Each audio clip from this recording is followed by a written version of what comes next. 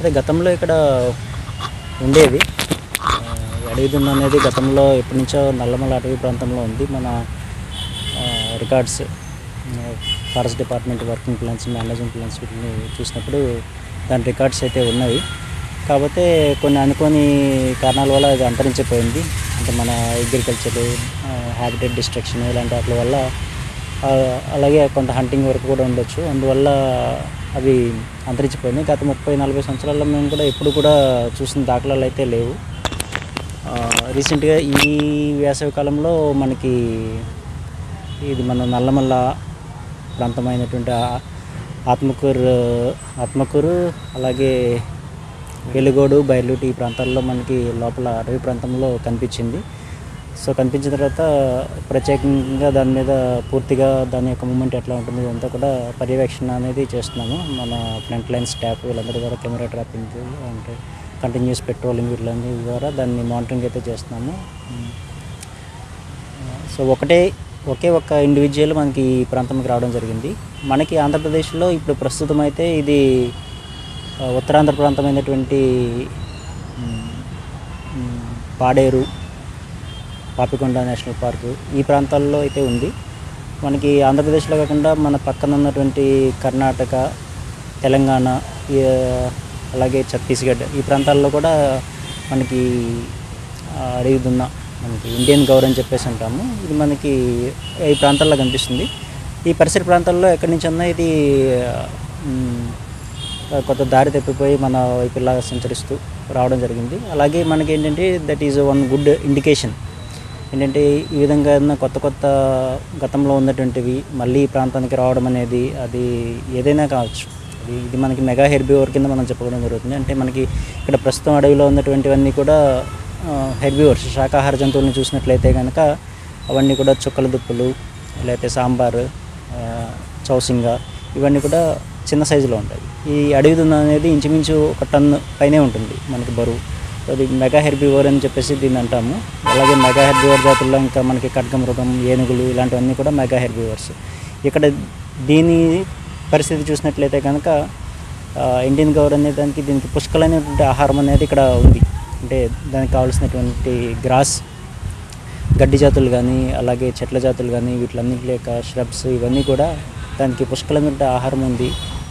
కాబట్టి అది వచ్చి ఇక్కడ అనువైన ప్రాంతంగా అనుకుని మనకి అది ఎస్టాబ్లిష్ అవ్వడం జరిగింది ఇక్కడ ప్రస్తుతానికి.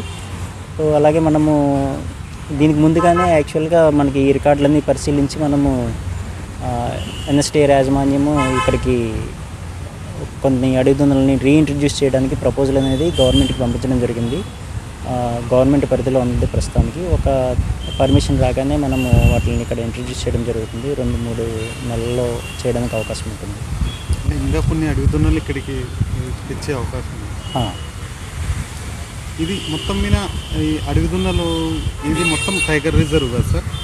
టైగర్ వల్ల వీటికి కానీ వీటి వల్ల టైగర్స్ కానీ ఏమన్నా హాని ఉండొచ్చు సార్? లేదు, ఇది పూర్తిగా వైల్డ్ యానిమల్స్ కాబట్టి దీనివల్ల టైగర్స్ కానీ టైగర్ వల్ల దీనికి కానీ హాని అనేది అలాంటిది ఏమి ఉండదు. ఎవరి పరిధిలో ఏ జంతువు పరిధిలో అవి వాటి యొక్క హ్యాబిటేట్లో అవి ఉంటాయి. ఎక్కడ కూడా క్లాష్ అనేది రావడం అనేది జరగదు సాధారణంగా. మామూలుగా టైగర్, లెపర్డ్ ఇలాంటివి శాకాహార జంతువులని వేటాడుతుంటాయి. సో అది కూడా దాని యొక్క సైజుని బట్టి వేటాడుతూ ఉంటాయి. చిన్న వాటిని వేటాడగలవు కానీ బాగా పెరిగినటువంటి వాటిని వేటాడలేవు. టైగర్ అయినా కూడా దీన్ని పూర్తిగా వేటాడడం అనేది సాహసం అలాంటివి చేయవు. దానివల్ల అటువంటి ప్రాబ్లం అయితే లేదు. అలాగే వెయిట్ ఉండవచ్చు సార్? హైట్ వెయిట్ మనకి వెయిట్ ఆల్రెడీ మీకు చెప్పాను కదా, ఇది వెయిట్ 1 టన్ 1000 kgs అబోవ్ ఉంటుంది. 1000 kgs 1 టన్ ఈక్వల్ ఆ విధంగా ఉంటుంది. అలాగే మనకి హైట్ చూసినట్లయితే కనుక 7 feet 6 to 7 feet మధ్యలో ఉంటుంది హైట్. ఇప్పుడు ఆత్మకూరు అటవీ డివిజన్లో 2 ప్రాంతాల్లో కనపడింది కదా సార్? 2 ప్రాంతాల్లో ఒకటే కనపడిందా సార్? వేరే ఒకటే యానిమల్ రావడం జరిగింది. అది వేరే ప్రాంతం నుంచి రావడం, వేరే స్టేట్ నుంచి, తెలంగాణ నుంచి కానీ లేకపోతే మనకి కర్ణాటక వైపు నుంచి కానీ ఎక్కడి నుంచి వచ్చింది అనేది మనకి ఇంకా పూర్తిగా ఎస్టాబ్లిష్ కాలేదు మనకి. అంటే ఇప్పుడు నల్లమల్ల అడవి ప్రాంతం బాగా అనువైన ప్రాంతంగా ఎన్నుకొని వస్తుంది. అది సహజసిద్ధంగా వచ్చి అక్కడ స్థిరపడింది ప్రస్తుతానికి. సో అనువైన వాతావరణంగా ఉంది. దానికి కావాల్సినటువంటి ఆహారము అంటే గడ్డి లభిస్తుంది, అలాగే ఇతర చెట్ల ఆకులను కూడా తింటుంది కాబట్టి అది ఉంది. అలాగే వాటర్, ఇంకా సఫిషియెంట్ వాటర్ కూడా అందుబాటులో ఉంటుంది లోపల.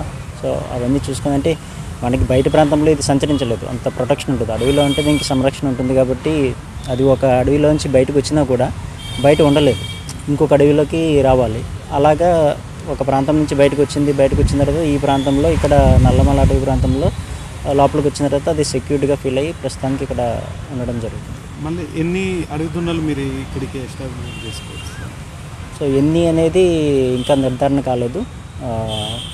మనకి మేల్ ఫిమేల్ రేషియో చూసుకుని మనకి గైడ్లైన్స్ ప్రకారము ఎన్టీసీఐ గైడ్లైన్స్, అలాగే wild life institute of India వాళ్ళ యొక్క గైడ్లైన్స్ ప్రకారము female and male ratio maintain చేస్తూ ఇక్కడికి ఇంట్రడ్యూస్ చేయడం జరుగుతుంది. ఒక 10 to 20 యానిమల్స్ ఇనిషియల్గా రిలీజ్ చేయడం జరుగుతుంది. ఇంకా ఏవైనా జంతువులు మీరు ఇక్కడ ఈ మన నల్లమల ప్రాంతంలో లేని జంతువులు ఇక్కడికి ఏదైనా తెప్పించే అవకాశం ఉంది?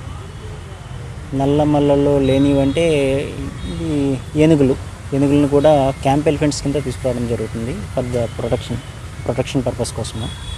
అది ఒక ప్రపోజల్ ఉంది.